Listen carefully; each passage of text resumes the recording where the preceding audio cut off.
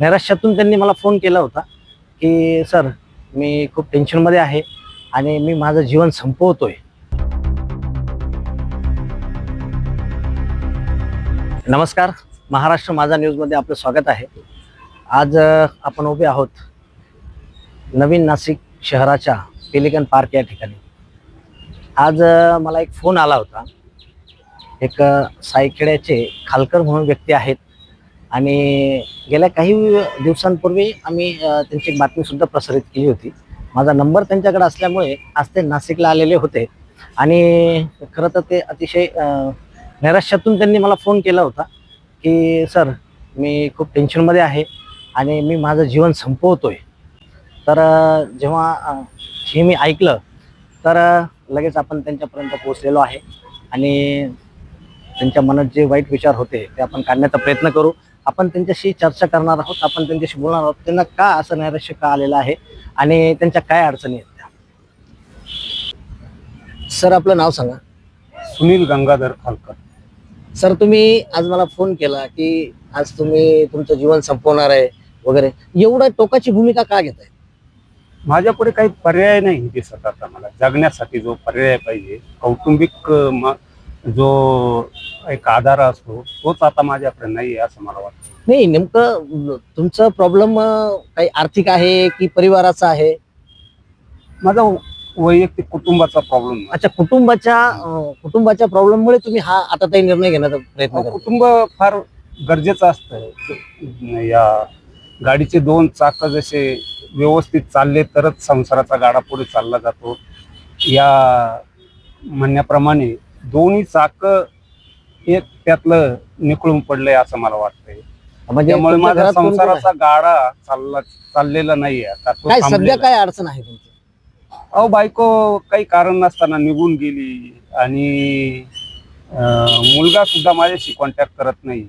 आता बायकोचं ठीक आहे, 1 वर्षापूर्वी आमचा डायव्हर्स तिनं दिलेला आहे मला डायव्हर्स, त्यामुळे बायकोचा विषय राहिला नाही. पण मुलगा माझा आहे. किती वर्षाचा मुलगा आहे तुमचा? तो 21 वर्षाचा मुलगा आहे. 21 वर्षाचा मुलगा आहे. आणि काय इच्छा काय आहे तुमची?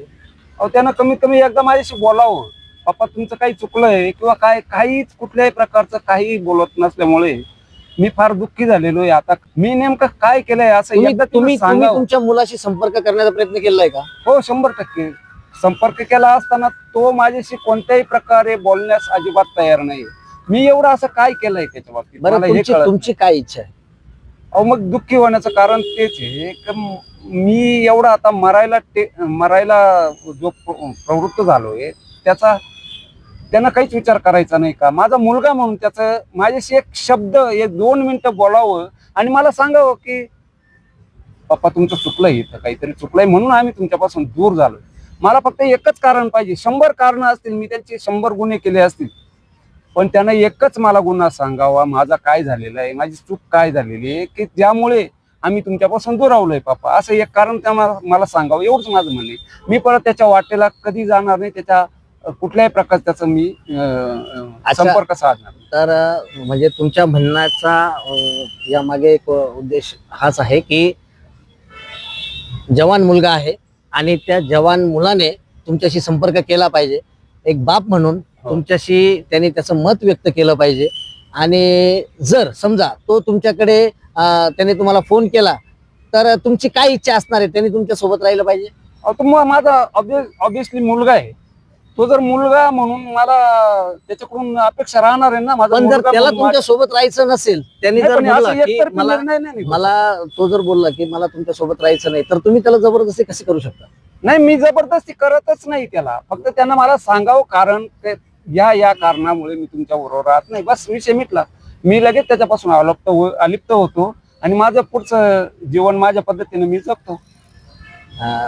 चर्चाच करत नाही कुठल्या. ठीक आहे. एक बापाची ही भावना आहे आणि ती काही चुकीची पण नसावी, कारण परिवारामध्ये आई वडील मुलं यानेच हा संपूर्ण परिवार बनत असतो. परंतु आपण नक्कीच या बातमीच्या माध्यमातून तुमचा जो परिवार असेल त्यांच्यापर्यंत हा निरोप पोहोचवण्याचा प्रयत्न करू. आणि जर तुमच्या मुलाला तुमच्या सोबत राहण्याची इच्छा असेल तर नक्कीच आपण त्याच्याशी पण चर्चा करू आणि तुमच्यामध्ये समेट कसा होईल हे आपण करण्याचा प्रयत्न करू.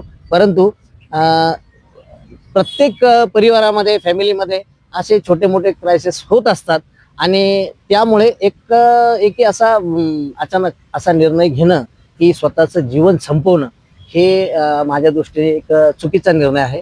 तर मी आपल्यालाही एकच विनंती करेन की आपण हे जीवन जसं आहे ते जगण्याचा प्रयत्न करावा आणि जीवन संपवण्याचा हा जो नैराश्य जे आहे मनातून हे थोडंसं दूर करा. नैराश्य येण्याचं कारण असं आहे की त्यांना आता 10 वर्ष झालेले जाऊन, तरी मी जगतोय चांगल्या प्रकारे. मला जर खरोखर त्यांना सोडून मारायचं असतं तर मी कधीच मरू शकलो असतो मग किंवा दुसरं काही आज केलं असतं. अचानक असा आता काही निर्णय घेण्याचा आज कारण? आता काही निर्णय नाहीये हा निर्णय असा इथपर्यंत येऊन पोहोचण्याचं कारण असं आहे का त्याला जेव्हा कॉन्टॅक्ट केला माझ्या मुलाला प्रसार माध्यमांनी, त्याचं म्हणणं असं होतं का आम्हाला बोलायचं नाही, चर्चा करायची नाही, आम्हाला काही कारणही सांगायचं नाही. अच्छा, म्हणजे याआधीही काही मध्यस्थी लोकांनी हो. तुमच्या परिवाराशी बोलण्याचा प्रयत्न केला पण आणि त्यांच्याकडून बोलण्याचा प्रयत्न होतच नाही, म्हणून आज तुम्ही असा काही पाऊल उचलताय का? मग मी तेच सांगतोय की त्यांना एकही माझा गुन्हा सांगायचा नाही, माझी चूक सांगायची नाही, 1 मिनिटाचंही माझ्याशी चर्चा करायची नाही. असं एकतर्फी झालं ना त्यांचं. ते माझं काय म्हणणं आहे की मी जर चुकलो असेल तर त्यांनी मला सांगावं, मला ते कारण पुरस राहील, मी त्यांच्यापासून 4 हात दूर राहील. नक्कीच. त्यांच्या दुःखी कष्टी होण्याच्या मागे माझं एकच ओळ गायनाची मी तुम्हाला गाऊन दाखवतो. अभी कुछ तो अभी बाकी जिंदा मैं तो अभी जगी धड़कन नई जाना जिंदा हूँ मैं तो अभी कुछ ऐसी लगन इस लम्हे में है, ये लम्हा कहा था मेरा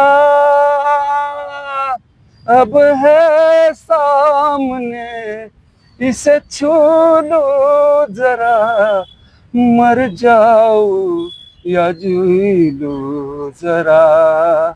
अशी अवस्था माझी आज झाली.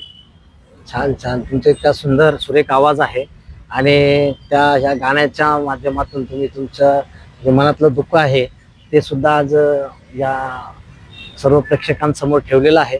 तर आपण नक्कीच महाराष्ट्र माझा न्यूजच्या माध्यमातून तुमच्या परिवाराशी संपर्क करण्याचा प्रयत्न करू. परंतु